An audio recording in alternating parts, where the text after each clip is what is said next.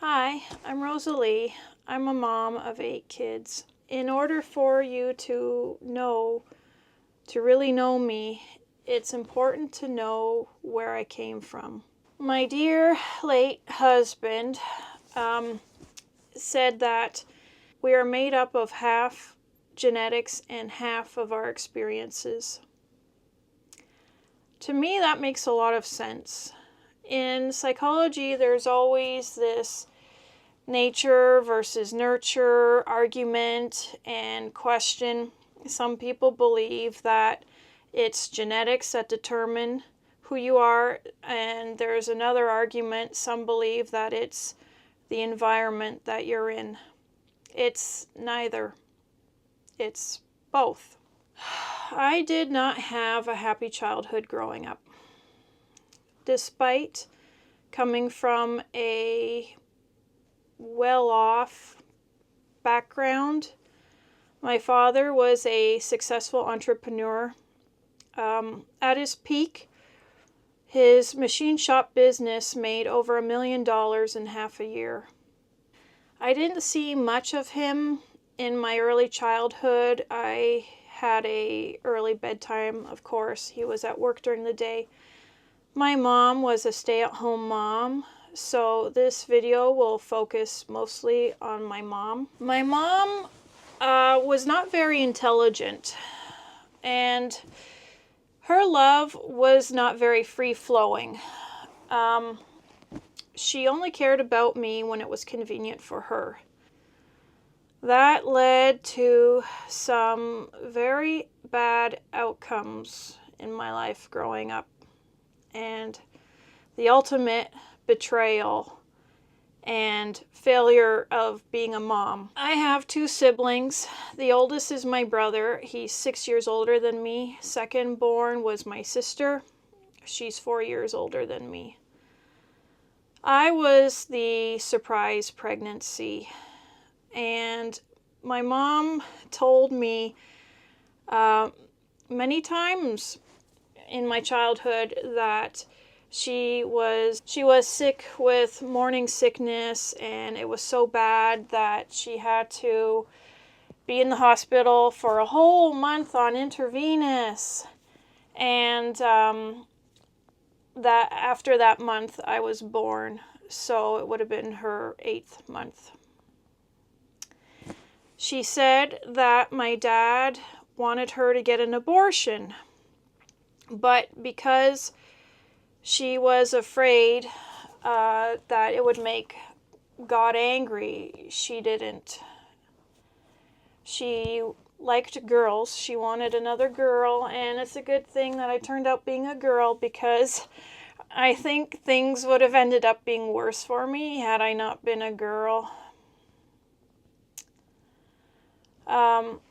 My sister, she wasn't happy at all that I was born. She wished I never came along. My brother, he was okay. He protected me a lot because he could see that my sister, Romy, would do bad things to me, and he didn't think that was right. He could only protect me so much, though, because he had his own difficulties.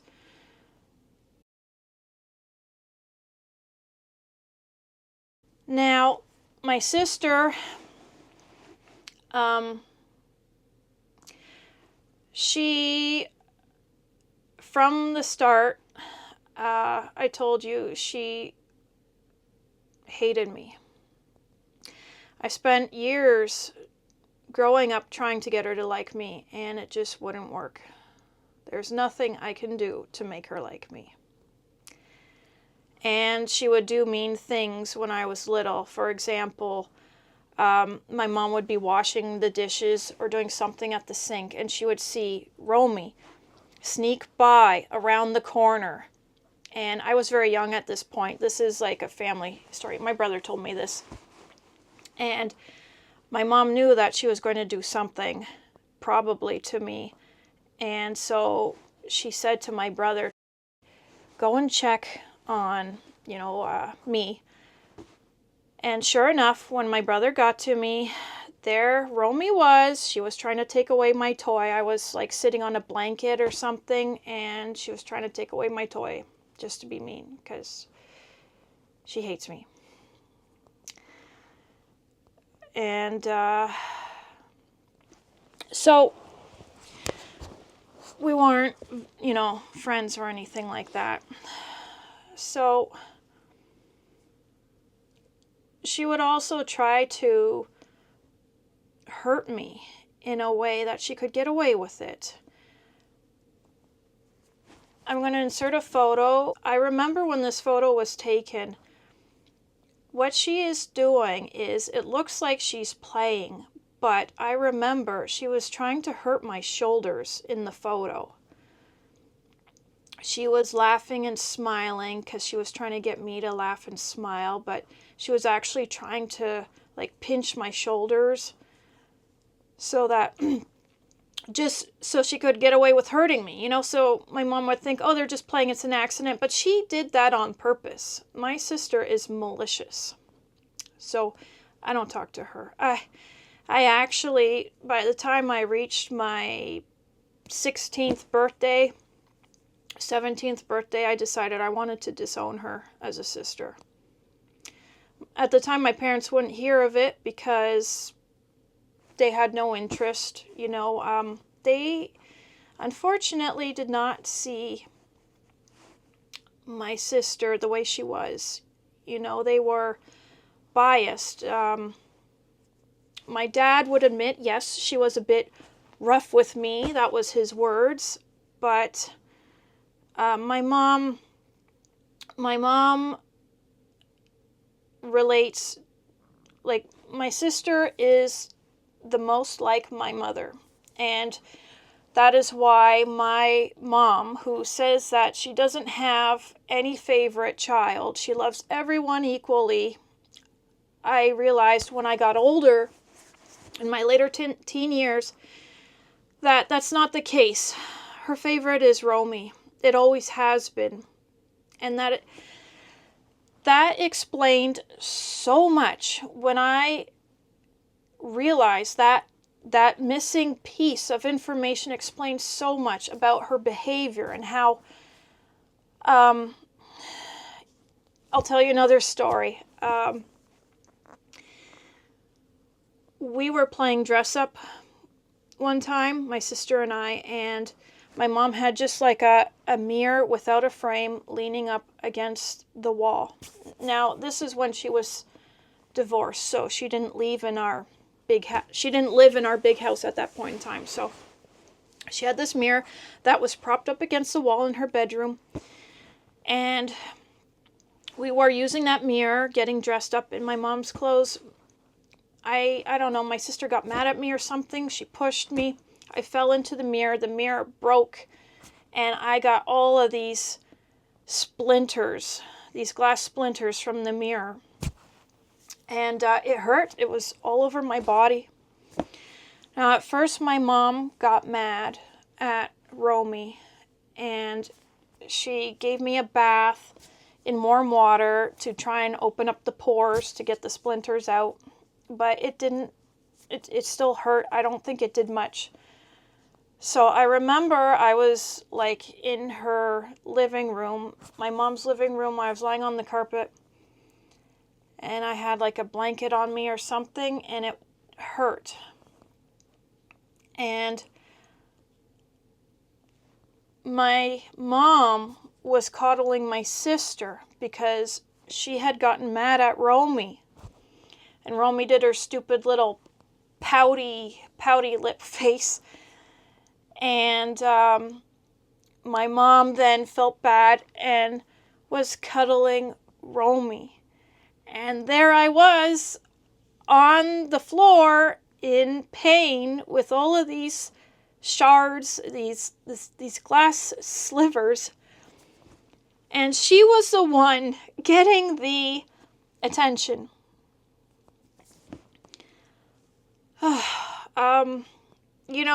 I didn't think that I would be affected as much talking about this stuff, but being that it happened a long time ago, but it's good to talk about things. It helps. It definitely helps talking to you. I thought, I thought I could do this without getting emotional. It's funny, I guess I've opened up that door.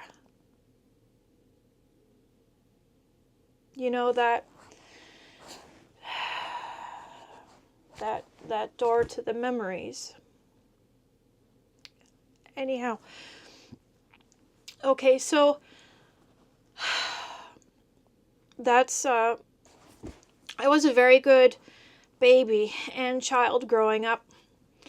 There's a family story that my dad told me lots of times about how I was a very good baby, because when my grandfather came to visit when I was little from Europe, he thought, and he said to them, my parents, that they need to take me to see the doctor, because he thought that there was something wrong with my windpipe because I wouldn't cry.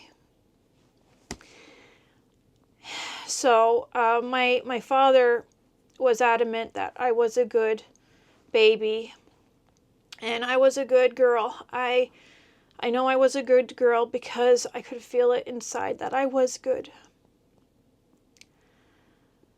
My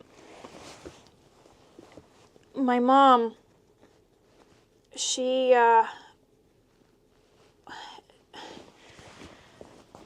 was selfish, because I would be good, and I loved being around my mom when I was little, just for the fact that she was my mom. I would go out, and when she would do her errands, we lived in the country, so it'd take about 20 minutes to reach the edge of the city. And I loved being around her. I loved going on errands with her, not because I loved the bank. I would have been, I don't know, maybe 4 or 5 at the time. I barely remember it. I just remember the long car ride to the city and long car ride back, and I would be good. But let's say I wanted to make her happy, so I'd be really good. She would then suddenly expect you the next day to be really good. So now suddenly that became the new norm, and being good is not enough anymore. You have to be super good now.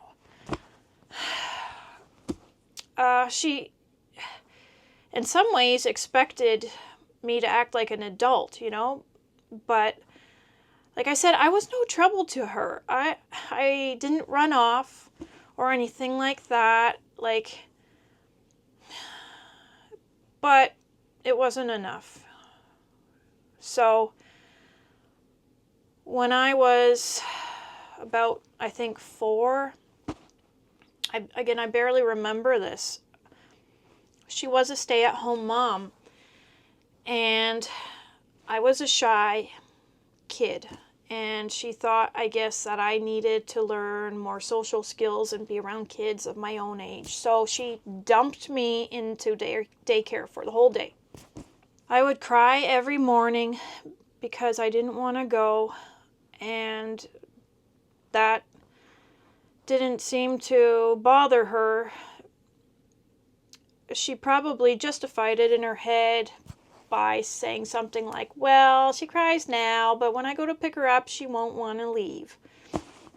That's because at the end of the day, when the parents were to pick up the kids, you were allowed free playtime, and that was outside, and I loved playing in the sandbox. So of course, when she would come to pick me up, I wouldn't want to go because I was busy playing in the sandbox. I don't know how long I was at that daycare for. It was a while. I hated the food. They had nap time. I could never get to sleep. I was like the only kid that would still be awake.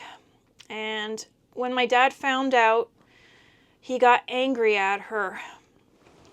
Of course, she's a stay-at-home mom and she's dumping me into daycare for the whole day and going off to see her friends. He ended it when he found out. So if I had to guess, maybe I was in daycare for a month. She kept it from him.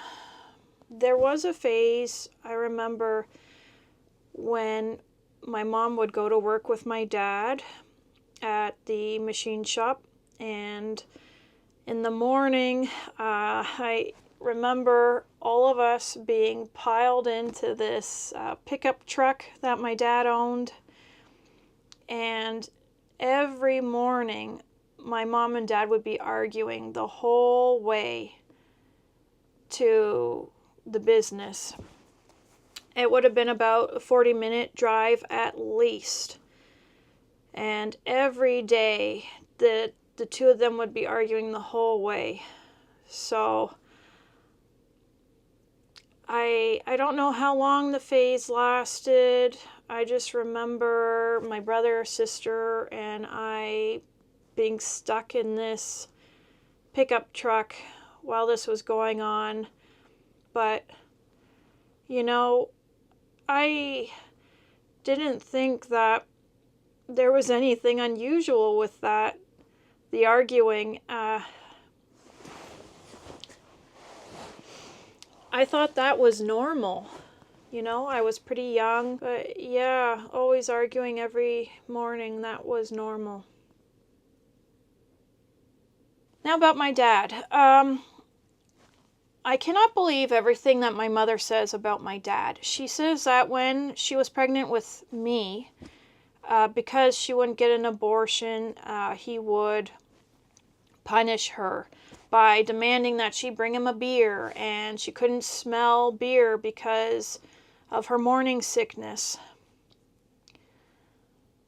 My dad says when he found out that she was pregnant with me, they were in the process of getting a brand new house built, and so he said, well, we better add another bedroom. My dad is very, very function-based. So function-based that he lacks social skills to a certain degree. And he definitely does not understand children.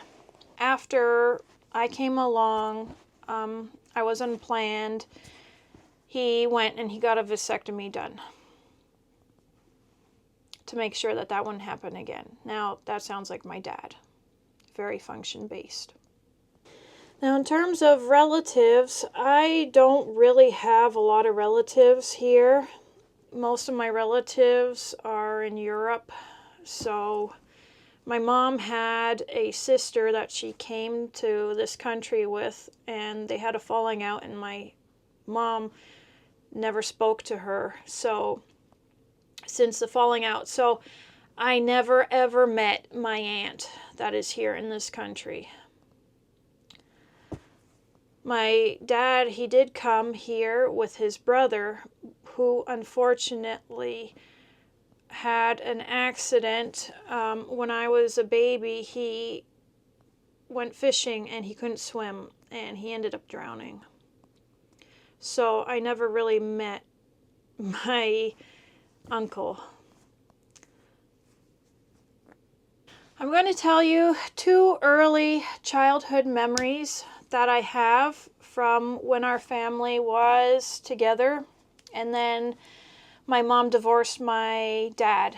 So these 2 memories are before the divorce.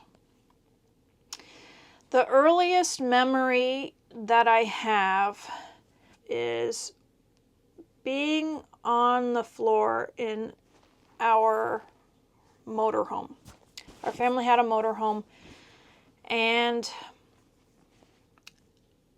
I remember yanking on my dad's pant leg, and I remember looking up and yanking on his pant leg, and he was busy. He wasn't looking at me. He didn't pay much attention to me because taking care of the children he saw as my mom's job. His job was taking care of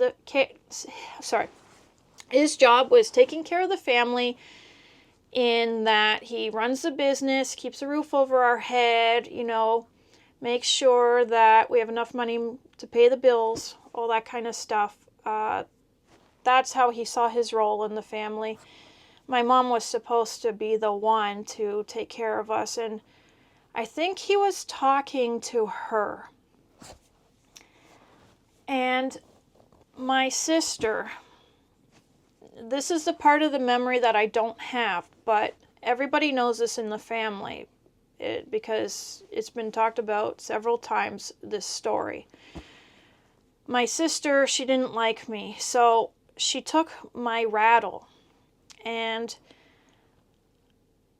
I'm guessing I was maybe over a year old, and she shoved it down my throat, and it blocked, I couldn't breathe. She was choking me.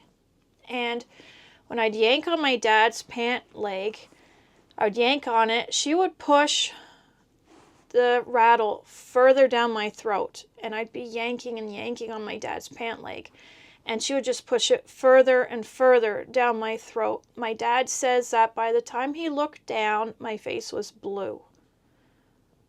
And there she was, pushing the rattle down my throat. My mom says, well, she was young. She didn't know what she was doing. She knew what she was doing. She was at least 5 years old at the time, being that she's 4 years older than me. I remember what I was thinking when I was yanking on my dad's pant leg, and I remember thinking, if you ever paid attention to me, now's the time to do it. Because, like I said, he never paid much attention to me. And I know that you're not supposed to have memories at that age, but I believe that this is a real memory because this was a significant event in my life. And so in this case, I believe that I did remember part of it. It was that hoping and desperation.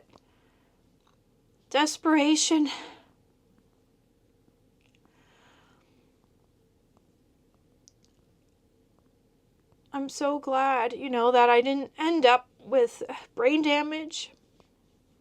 She could have ruined my life. She could have murdered me. She didn't want me, in the family.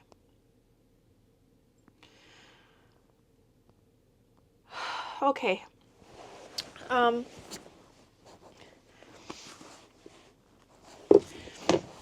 Again, I didn't think that talking about this stuff would hurt.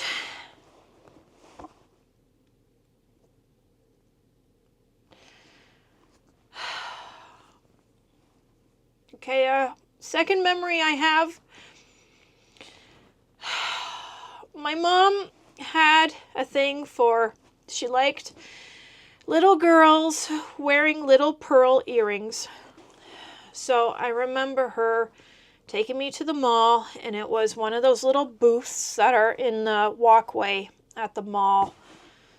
Where you have like a store on this side, and then there's like a big walkway and a store on that side, and there's like a little booth there. And I remember her taking me there, and, she would have asked, there was a lady there, she was asking some questions, I believe, and she asked me if I wanted to get my ears pierced. I said yes, I did. I was very, very young again. This is before the divorce happened. And I probably would have been about 4, because that's when I started to get just like a few memories, I believe. Because I know when I was 5, I was in kindergarten. My dad had custody of us. So nobody explained to me that getting your ears pierced hurts. My mom sure as heck didn't tell me about that. So another day, she brought me back, and I got my ears pierced. And I cried because it hurts. I cried, and I don't remember her doing anything much. I cried on the whole way home. Like I said, it was 20 minutes from our home in the country to the edge of the city. I cried the whole way home, and at home, I still cried, and I was crying, and she didn't do anything. The reason I was crying so much was because I wanted, comfort from her. I wanted her attention.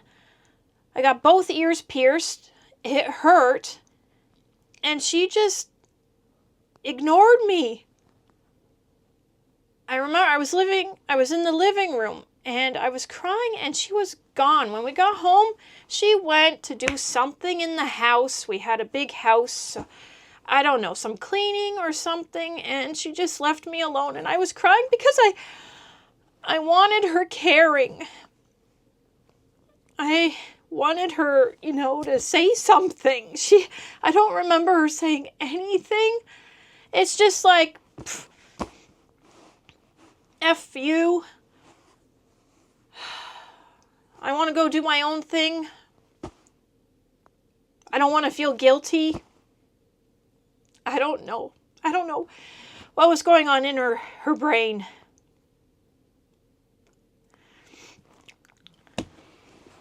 So, I know this video has gone on quite a lot, and I have much, much more to tell you about my upbringing and how that shaped me to be the person that I am today. So the next video I will start with my mom divorcing my dad.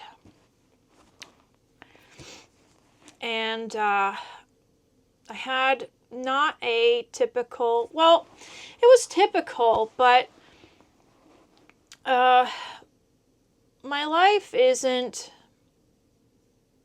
it's uncommon, I guess you could say. Our family was thriving, had a big house, 3-door garage. Business was doing well. My dad thought that my mother was nuts for divorcing him. He couldn't understand it. He thought she must have been crazy. So anyway, that's for the next video. Thank you so much for being here with me. I don't think I will cry in that video, but I can't make any promises because I didn't think that talking about this would be emotional for me either. Okay, so thank you very much for staying with me here till the end. And I do really, really appreciate your support. And I care a lot about you. So thank you very much, and I'll see you in the next video. Bye-bye.